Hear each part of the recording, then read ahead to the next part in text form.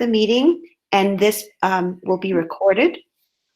So you have all three of those options available to you. Great, thank you. In my last webinar, my audio was a little choppy, so I'm going to turn off my video, but hopefully you can still hear me, and I'm going to share my screen and talk you through some things. Nice to see everyone. Thank you so much for coming.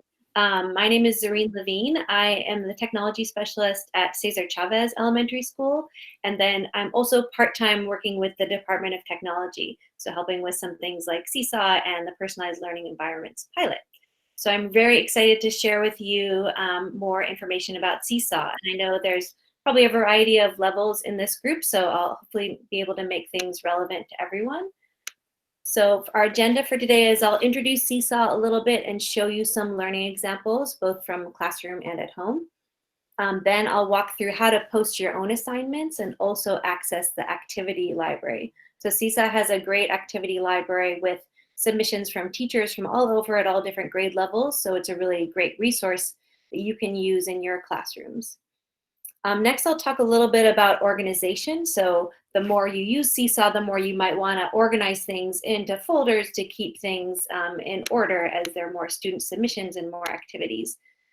And then at the end, I'll talk a little bit about student sharing and feedback and interaction with the tool. And then towards the end, I'll talk more about class settings and accounts and how you get set up. I know that some people on this call might already have a Seesaw classroom set up, so I'll do setting up your own classroom at the end, and we can also do Q&A at that point.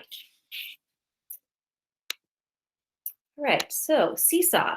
Seesaw is really one of my favorite tools, and I've been doing educational technology for a while, and I love it for a lot of reasons. I love it because it's very open-ended and students can use a lot of creativity. It's also a great way for students to make their thinking visible. So I'll show you in a minute, but when students post a drawing or a photo, they can also record voiceover explaining what they were doing, what they wrote, or how they solved their problem. So it's a really nice way to see what they're thinking, and especially doing more home learning when we can't be together in person with students is really great to be able to capture their thinking in this way. Seesaw is also a great tool because students create things. So many of our digital tools are more about consuming information or maybe doing problems online that are given to you. And Seesaw is very open-ended and creative, so students can draw, they can take pictures, they can take video, and they can make their own presentations of their learning. I also really love Seesaw because students can receive and give feedback very easily, and that's a great tool, especially for our remote learning. So that's something that I feel like is often missing from home learning is that feedback. So teachers can give students feedback directly, and students can see each other's work and give feedback. And so it's a great way for teachers and classmates to interact with each other. I'm just going to remind everyone on the call to mute their mics again. I just hear a little bit of background noise. Thanks so much. Okay, so here's the interface for students when they create something. They have all of these options. They can take a photo, make a drawing or a video, and they can even upload a file, like if they made a video in another way or had a photo that they wanted to share or a link. So there's lots of different ways they can share information with you. I'm just going to play this. Oh, sorry. Let me go into mode. I'm just going to play this short screencast of what the drawing tool looks like. So here on the right, there's different colors. So this is, as you can see, very friendly for all ages to be able to draw and create. And here you can use different colors. There's different drawing tools along the bottom. And then along the left, there's tools, the T tool for adding text. So students can add words, they can add numbers, they can type shorter or longer things. Also on the left there is the microphone, so that students can record their thinking, and they can just narrate what they drew, or they can explain what they were thinking with that. Students in a drawing can also add their own photo into that drawing. And there's also some additional styling tools for background and shapes that students can add. So there's a lot that students can make in there, and younger students are very comfortable with this as well. Like I've worked with this with kindergartners, and they very quickly see how to use it and can do great things. So speaking of kindergarten, here are a few kindergarten examples. Most of these student examples are from students at Cesar Chavez. So here is a kindergarten writing and a kindergarten science presentation that students made. This one on the left is a student just took a picture of their writing and then recorded their voice explaining what it is. And as we know with our kindergarten students and many of our other students who are early writers or pre-writers, it's super helpful if we can have their explanation of what their ideas were. And we can get access to their thinking and the deep ideas that they have that we can't always see by just looking at the page they created. The audio on this is going to be a little bit soft, but I went to the park with my dad. She just said she went to the park with her dad. Next, my dad told me that I was doing a good job because I was trying to do the monkey bars. And her dad told her that she was doing a good job because she was trying to do the monkey bars. And so you can get a lot out of that you might not have gotten out of her drawing or writing as obviously. And on the left here is a kindergarten science thing that a student made. And this was from a project that was done last year where the student researched about gorillas, about their habitats and what they ate. And so she describes all of those things. I also want to show this because Grapes and flowers. so the student, as she was talking about what gorillas eat, she also circled the things she was talking about in her drawing. So the flowers and the fruit and the bark that gorillas eat, and was able to tell more about what she knew. Okay, here are a few more examples. On the left here is a first grade math example, and I'll show you guys how to do this. You can upload your own templates or worksheets into Seesaw that students can draw on top of, and then they can also record their voice explaining what they did. So the student kind of circled the numbers, and you can see the tally marks, so you get an idea of what they were thinking, and they also recorded their voice on this one. On the right, this is a second grade book review. This student was reading a nonfiction book about sharks. This one is in Spanish, so I'll just play a little bit of it and then I'll translate afterwards. But as you can see, Seesaw, because it's very open-ended, it can be friendly to many different languages. You can make prompts in different languages, and students can certainly respond in different languages. Mi libro se llama Tiburón. El autor escribió este libro para dar información. El tiburón blanco es peligroso. Los tiburones tienen un buen sentido de olfato. También pueden ver con poca luz. Unas crías nacen más tarde. Unas pocas de tiburones ponen huevos. Okay, so you can see that the student was able to express a lot of ideas about this book about sharks. She talked about how great white sharks are dangerous, and she illustrated that graphically in her drawing there. And then she also talked about how sharks have a good sense of smell and how they have babies. So it's just another way that students can do multiple drawings while they're also recording their voice and really show you all kinds of ideas that they have. Here's another second grade writing sample. I'll let you listen to that later in the slide deck, but it's a similar concept where a student reflected on her field trip and added multiple drawings to reflect on that. And on the right here is a third grade math kind of template that a student completed and wrote on top of given the prompts.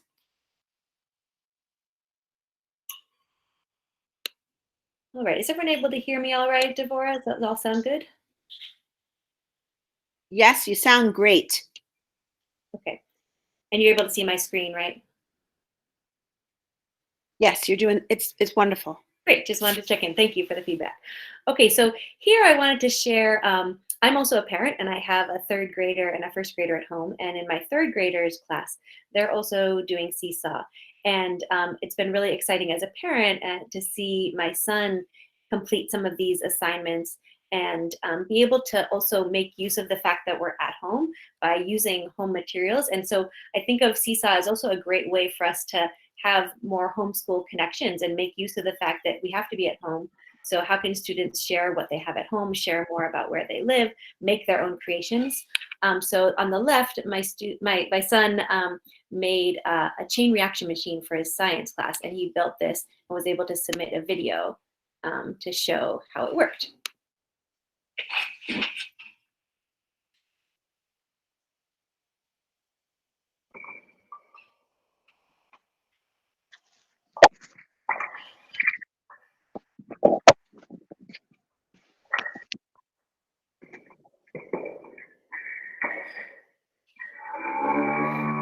So he's very proud of that creation. And then you can see down below that there's some comments from his classmates and teachers, which is very exciting to get to share in what he had made and do some back and forth with his classmates also. On the right is an assignment that he did also at home. And I wanted to emphasize one other thing that I love about Seesaw is that it's a way to document learning, but the learning doesn't need to happen on a device or on a computer. It can document something that students are doing offline. And so as we're shifting to home learning and using a lot of digital interaction, we also want to be mindful of how much we're using devices. And so students could do something on a piece of paper and then take a picture of it and explain it. Or students could take a video of something they're doing outside, or they could do it after the fact. So all of the work isn't necessarily time on a device. So here's a math problem that he solved and explained. First, I chose 54, 9, and 3. And I knew that 9 times 6 was 54. So there are 9 bowls and 54 apples, 6 apples in each bowl. And then I did 9 times 3, 9 divided by 3, because there were 9 bowls in 3 classrooms. And I figured out that that was 3. Okay, so I'm going to stop it there, but you kind of get the idea of how he can narrate his own work and he can draw on top of that as he's explaining. Okay, so moving into assignments and how you would post your own assignment, I'm just going to show the steps to do that. I also have a link on here that I'll refer to for how you can put in some icon shortcuts, and I'll explain in a minute. So if I want to post my own assignment as a teacher, I would click on the green plus and then assign activity right at the top. Then it's going to take me into the activity library within Seesaw. And I have the capability to either create a new activity of my own, or I can use any of the activities from the library and assign those. I can browse the whole library. I can also take one of the activities that's in the library and edit it and kind of change it to make it more relevant to my students, so I can use it as a starting point and still make my own. So here's an example. If I was going to create a new activity of my own, I'd give it a title, for example, math puzzle. Then I would type the instructions in here. And here's what I was talking about in terms of these icons. So Seesaw has different icons like the letter T for text labeling, or the drawing tool of the pencil. So you can put those little icons in your instructions to students to make it a little bit more clear. And that link I have in the slide deck shows you what all those codes are. So you would add that text instructions. You can also add voice instructions, which I think is really nice for either students that are not great readers yet, or ones that it's just nice for students to hear your voice as well. So that's a nice thing you can add as part of your assignment. You can also add an example, and that can be a multimedia example. So you can click on the plus there and make your own video to students if you prefer to, and they can see you talking to them. And then at the bottom here, this is where you can add a template for student responses. And I want to make a distinction between these two things. So the add multimedia instructions, that's just like an example or instructions. It's not the thing students are going to use. The template is the thing that students will write on top of. So if you want them to write on top of a worksheet or a template, you put it in there at the bottom. So I'm going to show you how that works. You can upload something, it could be a PDF, students, when they get this, and then type text or write or draw on top of that puzzle and then submit it. So I had the green check to save that as an assignment and then save it at the bottom. And then I'll have the opportunity to add it, to assign it to any of my classes. And if you have multiple classes, you can even assign it to multiple classes at once. So moving ahead, just a reminder, the activity library has a lot of great things. I encourage you to explore the activity library. Within there, you can search by grade, by subject area, or by keyword to narrow it down and find things that you want to share with your students. Seesaw has also been aggregating lots of home learning ideas, which have been really fun to look through. So they have both a landing page for K through 5 ideas and then some ideas for older students. Seesaw is really good for many ages. I've seen it used as early as TK students who can draw and record their thinking, and then much older students can do more complex things with it. Maybe they're typing more or linking to things or even uploading videos or creations they've made in other sites to share on Seesaw. So next, I want to talk a little bit about organization within Seesaw. So if you end up using Seesaw a lot with your students, you'll probably want to make some folders to help organize your assignments and the student work. So I'm just going to take you through how you would do that. And I've also linked a help page from there.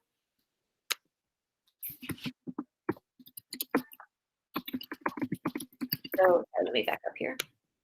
So same thing, if I were at the top page, I would hit on the green plus to assign an activity. And then from there, I can create a new activity or assign one that I already made. I'm assigning the math puzzle that I already made. And I can choose the classroom or multiple classrooms that I want to assign it to. And then next to those classrooms, there's an option to edit the students and the folders and the skills that I want to assign it to. So if I click into there, you can see at the top, there's tabs for students. So for some assignments, I'll want to assign it to all students. And for other assignments, I might just want to do a small group of students. So you can select that here.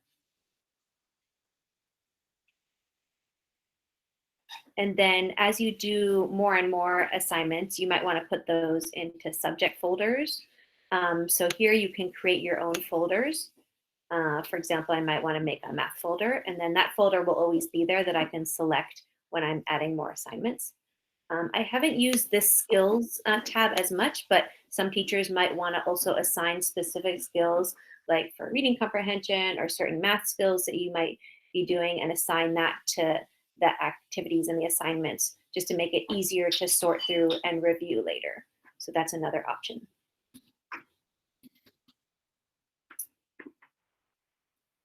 Okay, so moving ahead into student sharing and feedback, one of my very favorite things about Seesaw is that students and teachers can give each other feedback on their student work within Seesaw, and it's very easy. Students will submit an assignment, and then teachers will have the opportunity to approve everything that students submit, and then they can give each other feedback. Also, the feedback can be either written and typed in text, or you can also do audio comments. So it's really great for younger students or for any students who are not as comfortable with typing or prefer to do audio. They can record their feedback also from their voice. And feedback as well, each of the comments or audio comments also has to be approved by the teacher before it goes out on the site. At Chavez, we've been talking a lot about how to make feedback most meaningful with kids. So, and I'm sure a lot of you have done different kinds of sentence frames with students as well. I just included a few here that might be helpful, and how helpful it might be to give students criteria for the feedback they're going to give. And I have a few feedback frames here. Like a common one is I like, I wonder. So having students say one thing they liked about the student work, and one thing they wonder, like, I wonder if you could add more details, another example, something like that. And then I also have our 2 stars and a wish, courtesy of the computer science department, and tag feedback. And there are many other great feedback frames, but that can be helpful for deepening student feedback. This is an example of one of our 3rd grade classrooms. Students made videos about a book they were all reading. They're reading Friends from the Other Side, and they were given a prompt, and then the students all commented on it, and they had a frame saying something they liked and something the student could do next time. So you can see a few of the student comments there. I've just blacked out the names for privacy there. And I just wanted to highlight again that, especially from home, having those comments go back and forth is a really great way for students to connect with peers. Um, so my son has been so excited to both give feedback to his friends on anything they submit and also receive feedback. And it's a really great way for students to interact with each other and a way that they can keep sharing their learning with each other. Seesaw also can be combined with Google Classroom. So one way you can do that is if you use Google Classroom to share assignments or share items with students, you can get the link for any of the items in Seesaw by clicking on the three dots underneath it and then going to share item. It'll give you a URL that then you can paste that link into your Google Classroom to share with your classroom. So that's another option. In terms of accessing Seesaw from home, Seesaw can be accessed on any web browser. You can go to the Seesaw webpage and use it that way. Seesaw can also be accessed on tablets or on phones, but I wanted to make a distinction between the two Seesaw apps that are available for tablets and phones. There is the Seesaw Learning Journal, and the icon says class on it. And that is the one that you will want to push out to students and tell families to download. That is the one where students can submit work to you. The other one, Seesaw Parent and Family, is a way for families to view work that students do at school. And so with that app, families will only be able to view their own child's work. So since all of our students are at home, it doesn't help us out very much. It's great for classroom sharing back to home, but for our purposes, for home learning, you want to make sure that everyone is using the class app where students can also submit their own work. Green, Yes. we have a question that I do not know the answer to. So, Sure. and just to let you guys know, there's a lot of questions coming in the chat. I'm doing my best to answer as many as I can. I might not get to each and every single one of them. But how many classes can you have in Seesaw? Like, say you're a librarian. Yeah. I will get to that. It is, for the free version, it is 10 classes, Okay. unless you are a Seesaw ambassador, and I'll mention how to do that, and then you can have up to 25 classes. Okay, thank you. In our previous webinar, we had some people on the chat who did use Seesaw a lot, so I want to encourage other people to chime in on the chat too. If you know an answer to a question, since there's so many coming through, that would be great. So going into class settings here, if you want to access the settings for your class, you would go to the upper right to the gear icon, and that's where you can access a lot of the things about students and sign-in mode and that sort of thing. So for sign-in mode, there's a few different options. The best way is to have students use their Google student accounts. We know that most often older students are more familiar with those, like second or third and up will be more familiar with using their Google accounts. And in addition to that, parents do have access. All students do have Google student accounts, even our younger first and second grade students. So parents do have access to that information in parent view, and they'll be getting some communications to explain to them how to access that information. So parents could also sign in for their student to log in through Google. A second option for younger students without access to Google accounts, or if you think it's going to be challenging for families to access younger students' Google accounts, you can also set it to a class code for one-to-one devices. So if you do that with the younger students, what you'll need to do is get a home learning code. And there's a banner right now at this top of Seesaw when you log in as a teacher that says get home learning codes. And that will let students sign in without a Google account. And it still allows them to submit student work, but unfortunately it won't allow them to see their classmates' work. And that's just a privacy thing that Seesaw has set up for this home learning. And that's why I recommend doing Google student accounts if you can, because if students sign in with their Google account, they will be able to see each other's work and comment on it. If you're going this route for the home learning codes, you do need to input your class list first. So you'll put in the names of the kids in your class. And then when you download these codes from the button, there will be a separate text code for each student in your list. And so here's how you would do that. In your class settings, you'd manage your students, and at the bottom there, you can either put in students one by one, or at the bottom there, you can paste a list of all your student names. So when you're making a new class, that's what you would do first, if you're going with that option for younger students. If you're going with the option for the older students and the Google logins, or anybody with Google logins, you will not need to put in the student list because they'll be signing in with their email, so we'll know who they are. So here's more information about that. If students sign in either the website or the app, they would select I'm a student, and then they would come to this screen on the left here.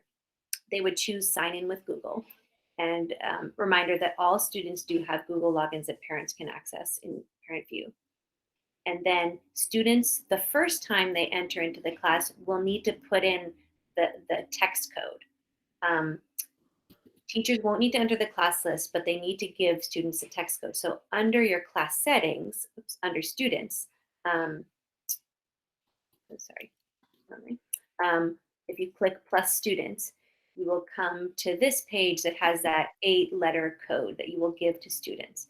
These codes last for a week, so students can use that code within a week.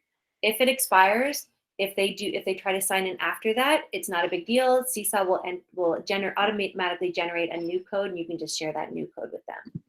Students only need this code once. It's very similar to Google Classroom, where they're joining the class with the code, and then they won't need the code after that. They'll just sign in, and it'll already know that they're attached to that class. Yeah, so here's another information about the Google account codes expire in 1 week. The home learning codes last a lot longer, 90 days. So that's kind of a simpler option, but it does have that more limited functionality where students can submit work to teachers, but won't be able to see other student work. I did want to mention also that some schools have purchased site-wide Seesaw licenses, so it's going to look a little bit different for those schools. And if you click on this here, there's a list of those schools that do have those site-wide licenses. So if you are one of those schools, students will be able to log in through Clever. Teachers don't have to enter student names or set up a class. Clever will do all that rostering for them. They also will not need a join code. You just send students to Clever, either on a website or on the Clever app, and then they Seesaw from Clever, and they will go right into your class. Okay, so for those schools that do not have the site-wide licenses, it's easy to set up a free teacher account. And I want to say another thing that I love about Seesaw is that the free accounts have very full functionality. So you'll get to do everything that you want to do. There are some limitations on some things, and I'll mention what those are, but the tool works great for students. There's just you have to set up your own class instead of it being done for you. And teachers can have up to 10 classes, and classrooms can have up to 2 teachers per class. So those are some limitations, but the tool itself will work really well for students. Another slight difference is that students can do a single page submission, whereas if you have Seesaw Plus or the site-wide license, they can do a multi-page assignment. Classes can be huge. They can be up to 150 students in a class. And yeah, so the free tool works really well.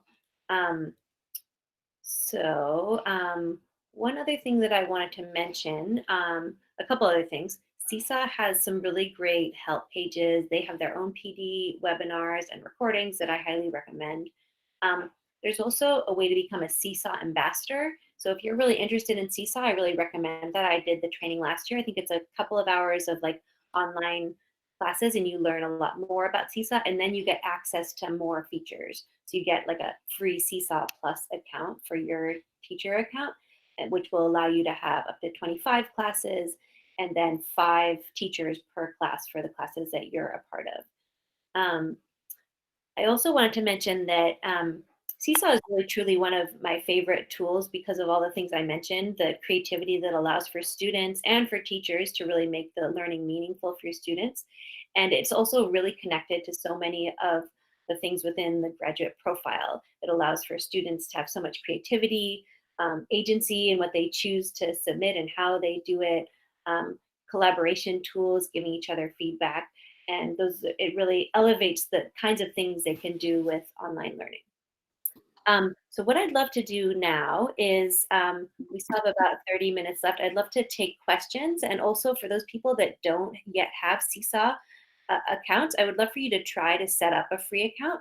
And then if you have any questions as you're doing that, you can put those back in the chat and we'll try to help guide you in setting that up so you can get started with Seesaw. Hi, Zelene, it's Devorah. So I'm fielding a lot of questions here in regards to, can you kind of go over the difference between Google Classroom and Seesaw, why you use one versus the other, how those two pieces can come together? A lot of questions revolving around, does Seesaw replace Google Classroom? How do I make an assignment in Google Classroom? And then it's for Seesaw. So if you could talk about that, I think it would be great. Sure, that's a great question. I think they're both great tools and they have some similarities and some differences.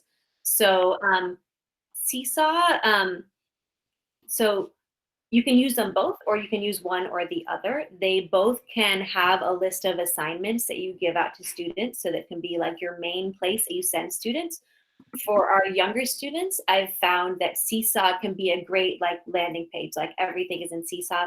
And because they're not as familiar with Google accounts, mostly I'm not using Google Classroom so much with the K through 2 students. So definitely Seesaw as a landing page as your main source of list of assignments for K through 2. For the upper grade students who are already maybe using Google Classroom, or maybe you want to use both with them, I think they're both great tools. What Seesaw has is it has the creation tools. So it has the drawing tools, the video tools, the photos built into the tool so that you're creating a response to assignment right in Seesaw and using all of those creativity tools. It also has better collaboration tools so students can more easily see each other's work and comment on that work and give each other feedback in that way. And teachers are moderating that. So I really like it for those aspects. Google Classroom is a great like overall organizing tool. So it's really great for if you have like a Google Doc that you want all your students to fill out. You want to make a copy of this Google Doc for everyone, or you want to make a copy of this Google slide for everyone, or you want to post a link for everyone. I think it's great for housing all of that. And you can also use them in conjunction. So I think that's kind of ideal for upper grade students. I'm going to go back to this page. So I imagine that most 3rd through 5th grade and 3rd and up, I should say, might have a Google Classroom that they use for a variety of different things. So you might have Google Doc assignments, you might have links, you might have videos that you post up there. And then you might sometimes want to direct them to a Seesaw assignment. So you might post something in Seesaw, get the link for it, and put that in your Google Classroom to direct them to have some of their assignments be in Seesaw, where they can do those creative assignments like drawing and photos and voiceover more easily, and then submit that back to you. Thanks. We also have a question about, like, is there a limit, especially with the free version of Seesaw, of how much work would be stored in there? Do they have to delete stuff to make more space? Yeah, that's a great question. I'm not aware of there being any limit on the amount of posts, or like students can just keep posting a lot of things. I will double check on that, but I don't think they limit the amount of things that can happen in those free classrooms. They just limit the size. So like you can only have 10 total classes, but the amount of work doesn't get deleted or go away. It just all stays there saved. And a couple of questions are coming in, Zareen, around do we have any family-facing materials about how they get their child started using Seesaw if they haven't already? Along with that, what is the best way to get students to sign in, using a class code, an email? Yeah, great questions. So in terms of like using the tool and learning more about it, I think families will find that it's very intuitive for students, but I do encourage you to check out Seesaw's help pages if there's something particular that you're wondering about. But having students explore is a great way to get started. Like they can click on drawing and experiment with all those tools. And as they share their creations on the page, they will see what other students are doing, and that it's kind of a great way for them to learn organically. The other question was about login. I know login is a little bit confusing, so I'm going to review that. So there are two ways that students can log in. If possible, using their Google Students account will give them more full functionality. So certainly students that already have their Google accounts should definitely sign in that way. You as the teacher will get a class code for them that you'll also give them. They'll use their own student account plus this code that you will get when you make a class. If that doesn't seem accessible for younger students or students that don't have their Google accounts and it's challenging for parents to get them on Parent View, the other option is home learning codes. And that's in that way, you will set up your own class, put in a list of student names, and then generate these codes. It'll be a code for each student that you'll give to the family. And that's all they need to sign in. They don't need any other login. They only need the code that you give them. They'll go to Seesaw, say, I'm a student, and they'll put in that code. Well, that's a great way if they haven't set up the Google accounts, or they don't have their students' Google accounts right now. That is a fabulous, I didn't know that. Thanks, Serene.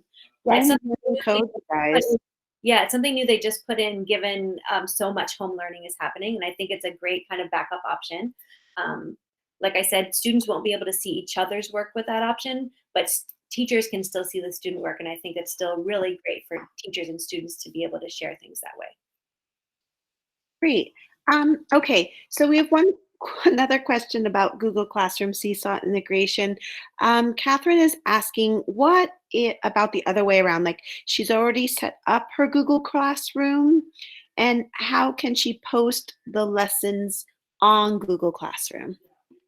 Yeah, so students will still need to go into Seesaw to get to the assignments, but you can share links with them to that assignment, I'm pretty sure. So once you create assignment, you can get the link and then post that in your Google Classroom.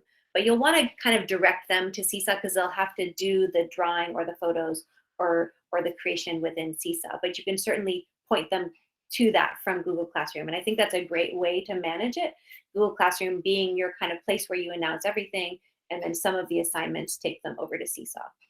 Okay, and we're having a couple questions regarding like free versus paid versions around Clever. So can you talk about Seesaw integration with Clever and how that works? I saw you just had another page about that. Yeah.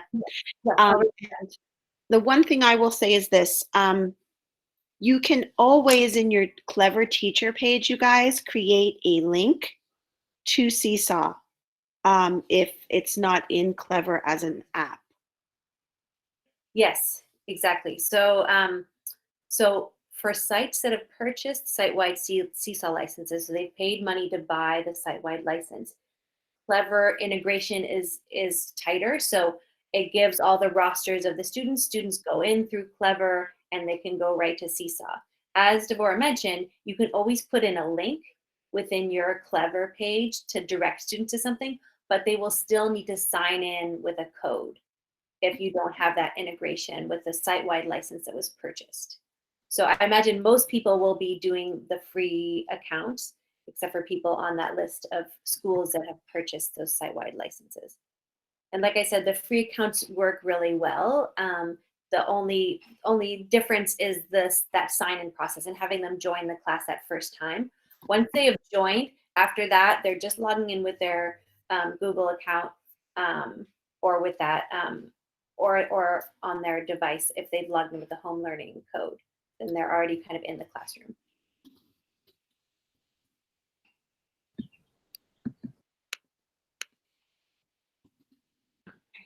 Let's see. Can you kind of maybe go into your Seesaw account and show everybody how to get these codes that they can deliver to their students? Because there's some questioning around that. Sure. And I'm just I'm going gonna to make sure people are muted. If you guys have a question, please just put it in the chat. I'm doing my best to moderate it and monitor it. Thank you. Okay, so I'm just gonna go into Seesaw here. So this is just a test classroom, and I'm gonna go to this gear icon where I have all the settings. So if I come over here to student sign-in mode, this is where it's set to the Google account sign-in. So for students that have Google accounts, that's what you should set it for, who can access them. Now I click on plus students, and I get this code. This is the code that's specific to my my Seesaw classroom. And students will sign into Seesaw with their Google sign-in and then enter this code the first time. And then they will be attached to my classroom. They'll only have to do it that first time. This code lasts for a week. So that's that first option. Other option is this class code one-to-one devices. For that option, I need to make sure that I've added a list of students. So for that, I would go to manage students. I already have some sample students here. If you need to add more, you could paste in a list of students there. Then I'm going to get the home learning codes up at the top here. I have multiple classrooms, so they're all showing up here, but I would download the codes. And those codes, I think I have one open right here. That code has a different code for each student.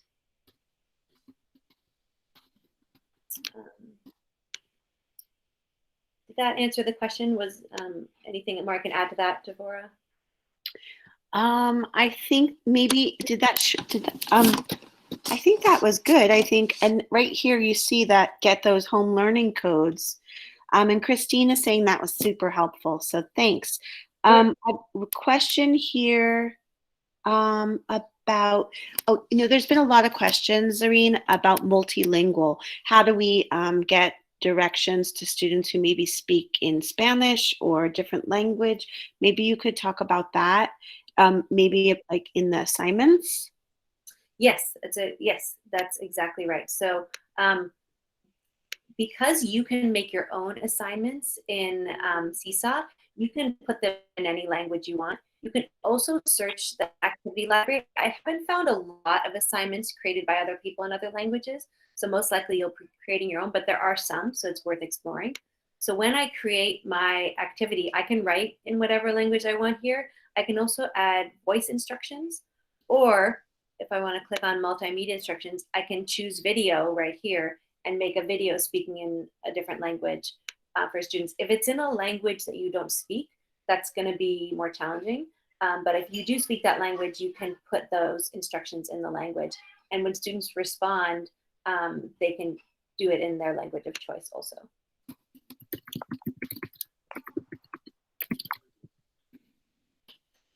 Okay. Can you maybe walk some people through getting their own account in Seesaw? Sure. So. And then maybe after that, go through the library a little bit. Yeah. Thank you. Sure. Let me do it in the other order if that's okay, since I'm already. Sure, absolutely. So if I want to come down to the activity library, I can come over here to assign an activity, and I can view the activity library here and browse the library like this. So I can search. I think I saw a question earlier about the grade level you choose. Will that limit you? Like if I say I'm doing a fourth grade class, it doesn't limit you. So if I say that my class is 4th grade for my Seesaw class, I can still search for any of these activities.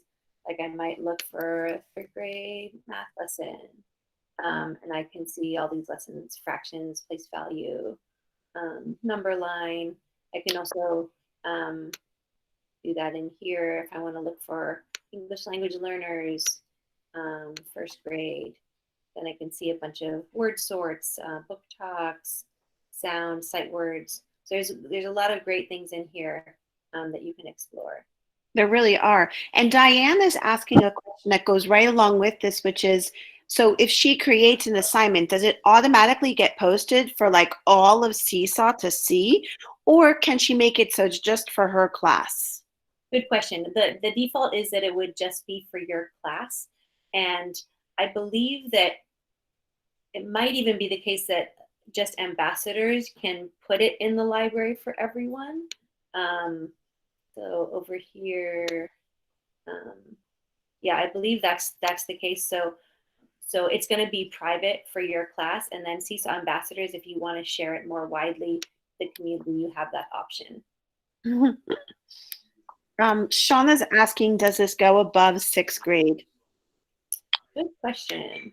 So I see that it does. I haven't explored it that much, but let me explore it right now. So I'll just look at 9th grade math and see what they have. So certainly does.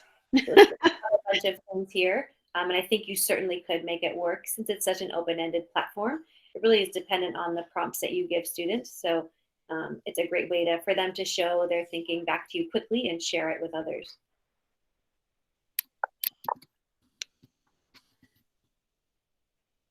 Okay. And Gina is asking, can you model, since we're in the library, we're still in the app, can you model how to make a video and attach it to an assignment? Great question. Sure. Okay, so I would create my new activity, and I'm just going to call it new assignment. And then I would put my instructions here. And then I could add just voice instructions, or if I want to add video instructions, I would do this button here, the add multimedia instructions. And then it takes me to all of these options. So I could put a photo, I could put my own drawing if I want to do like a sample assignment, or I could do a video. So if I'm doing a video, hi everyone, I want you guys to complete this assignment. Oh, whoops, I forgot to hit record. So it's important to hit record, and then you can do that. So here are my instructions for this assignment. And then I'm going to click done. And then I can play back to make sure it came through. My green check. And so now you can see in this new activity, there's a video instructions that are now going to come through for students. And I save that. It takes a minute to save into my activity library. And then from here, I can assign it. So right now, when you make your activities, they don't get assigned right away to your classroom. So you can make them in advance, and then when you're ready, assign them. So now I have the option to assign. I have a bunch of classrooms. You might have a bunch, or you might just have one, and you assign it to the class that you wanted to assign it to, and then click on the green button.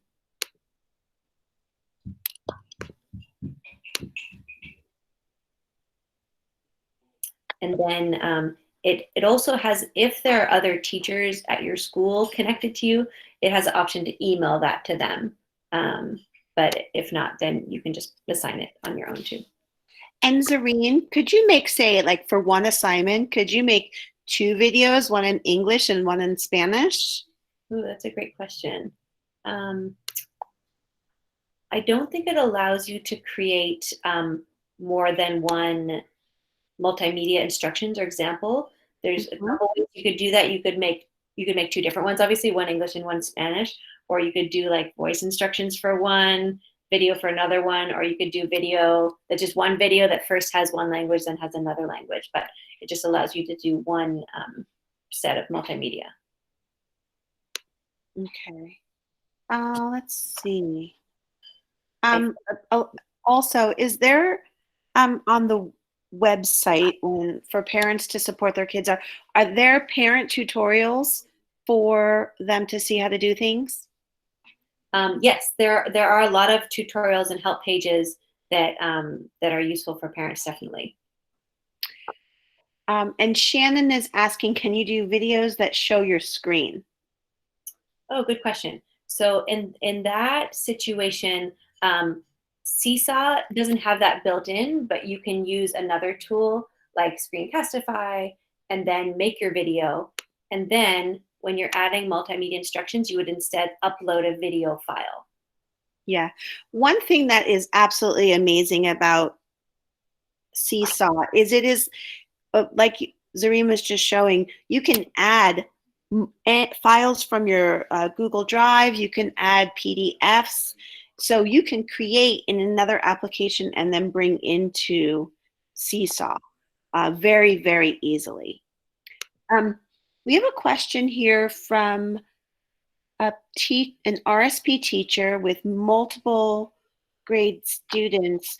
Can they create one classroom and have all of them in there? Or so like maybe could you talk a little bit about like if you're a librarian or a STEAM teacher, or how do you create that classroom if you have students from different classes? Yeah, that's a great question. And I think there's different strategies that you might use. So you can definitely create a classroom and have, I think when you create a classroom, it asks you what grade level it is. But you can choose one of the grade levels that you have students in, and then you can add students from multiple grades. That's totally fine. And if I would say that if you have students who you're doing similar assignments with, or who, you know, when you're at school meet in a group, that would be a great classroom for all of those students.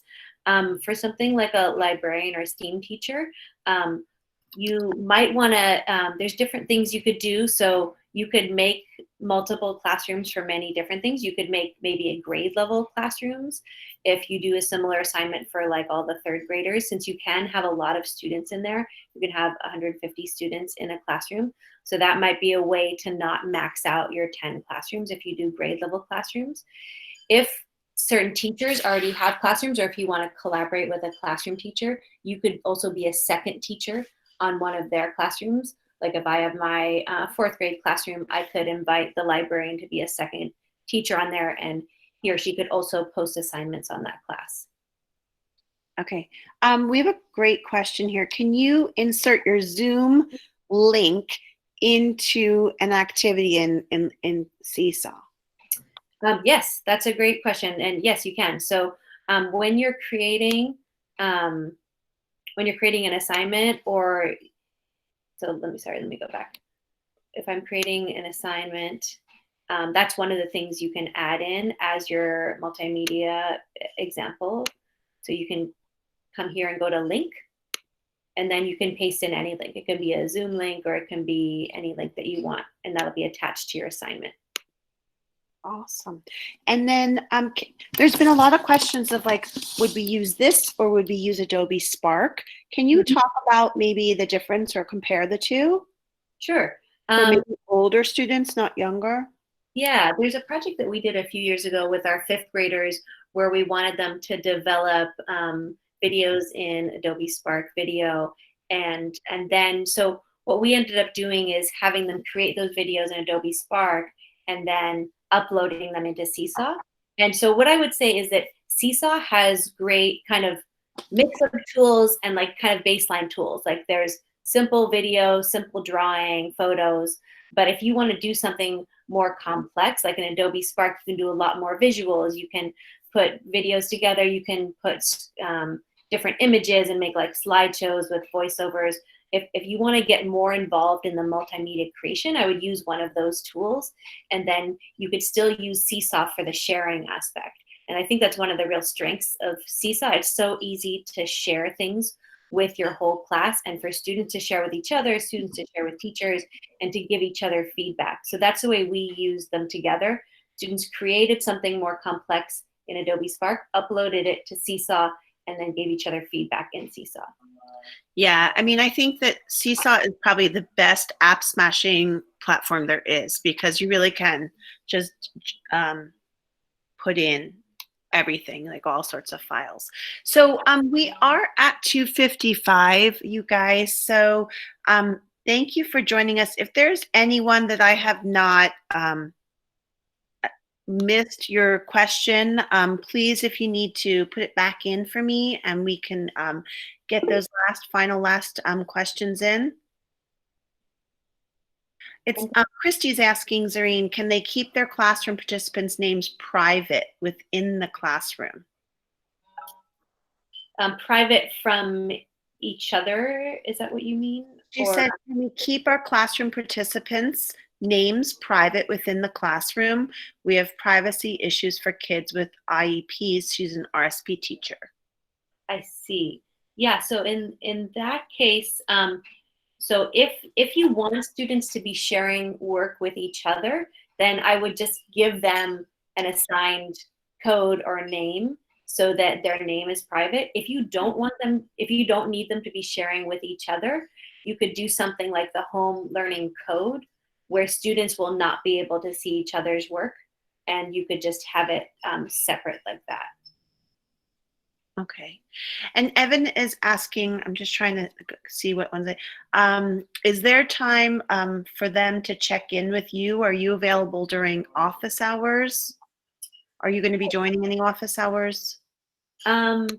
Let me look into that. I'm not sure what the office hour schedule is. You can certainly email me for now. And when is the office hours, Deborah? Do you know? It's 12 to 2 every day. So let me say that if you want help with Seesaw, we all are pretty good with it. So just join us from 12 to 2 every day for office hours to get like additional, if we didn't answer your questions today, please play with the app, try it out, create an assignment, add some students, and then come into the office hours for questions. Deborah, in order to create an assignment, they ask us to finish verification, please add your school. So my school is not on the list, it's Argonne Elementary School. What do I do? What choice do I take? You're talking about the attendance forms, Anna? No, account verification. I'm already on a Seesaw account. Oh, this is for Seesaw. Zareen? I know. I'm trying to do what you said. I tried to apply it right away, and I cannot sign in. I don't know how. Yes, let me look at that really quick. I think there is an option to either add a school or to bypass that step. Do you see anything on that page? Let me try. It's San Francisco Unified School District, but I don't think it's me. I mean, I am. Argonne Elementary School is part of it, but do we put Argonne Elementary School? I tried, and it says it's not on a list. Okay. Let me try to sign up right now. So you should put San Francisco Unified School District. Yeah. All right, let me try that one. Is this your school, San Francisco Unified School District? All right, I put yes. And go to Thank you, everyone who's been joined us today. All right, thank you so much. Oh wait, Donna, are you? I'm here. I'm here. I'm not Thank going. you very much.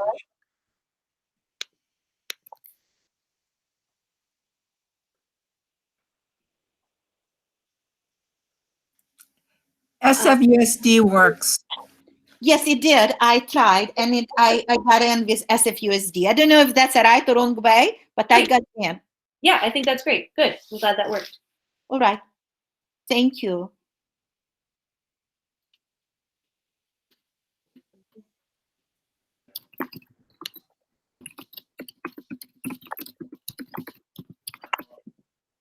Okay. Ashley, if you're still on the call, if you go to office hours tomorrow between 12 and 2 p.m., they can help you learn how to make a link in Seesaw with Clever. All right. Thank you again, and bye. Bye. Okay, thanks everyone. We're at 3 o'clock. I think we'll stop here, but please feel free to join office hours 12 to 2 or send me an email. I look forward to hearing from you. Thank you. All right. Thank you, everybody.